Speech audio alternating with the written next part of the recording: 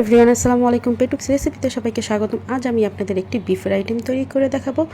সামনে কোরবানি ঈদ চলে এসেছে আর আপনার বিভিন্ন ধরনের বিফের আইটেম আমার চ্যানেলে দেখতে পারবেন। আর আজকে আমি তৈরি করছি বিফ ভাজা কিংবা বিফ ভুনা। আর এইটা ভাত, পোলাও কিংবা রুটির সাথে খেতে অনেক বেশি মজার। ফার্স্টে আমি নিয়েছি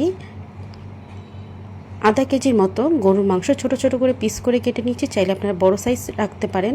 এখানে দিয়ে দিলাম ওয়েস্টার সস 1 চা চামচ পরিমাণে, সয়া সস দিয়ে দিব 1 চা চামচ পরিমাণে। আর মশলার মধ্যে দিয়েছি আদা রসুন পেস্ট 1 চা চামচ পরিমাণে, টক দই দিয়েছি 2 চা চামচ পরিমাণে, হলুদের গুঁড়ো, মরিচের গুঁড়ো এগুলি দিয়েছি 1 চা চামচ করে, জিরার গুঁড়ো, ধনিয়ার গুঁড়ো 1 চা চামচ করে দিয়েছি।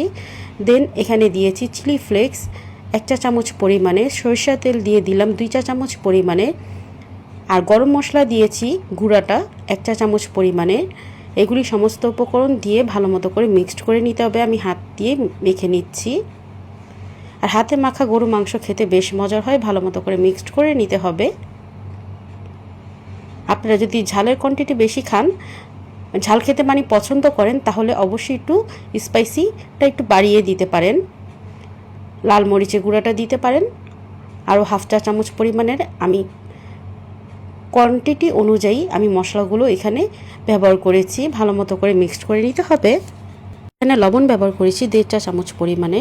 আমি লবণটা একটু কমিয়ে দিয়েছি, কারণ হচ্ছে এখানে ওয়েস্টার সস এবং সয়া সস ব্যবহার করেছি। বেশি লবণ দিলে লবণাক্ত হয়ে যাবে। আর এই বিফটা ভুনা হবে, এর জন্য আমি লবণের পরিমাণ কমিয়ে দিয়েছি। এখানে আমি ফার্স্টে সেদ্ধ করার জন্য পানি দিয়ে এই গরু মাংসটাকে আমি কুক করে নিয়েছিলাম প্রেশার কুকারে। দেন যখন এটা শুকিয়ে এসেছে, আমি এরপর একটু সরিষা তেল দিয়ে ভাজা করে নিয়েছি।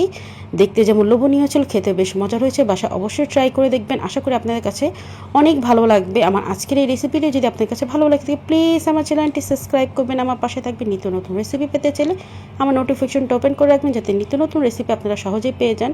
আর আমার আজকের এই রেসিপিটা আপনাদের কাছে কেমন লেগেছে অবশ্যই জানাবেন। আল্লাহ হাফেজ, আসসালামু আলাইকুম।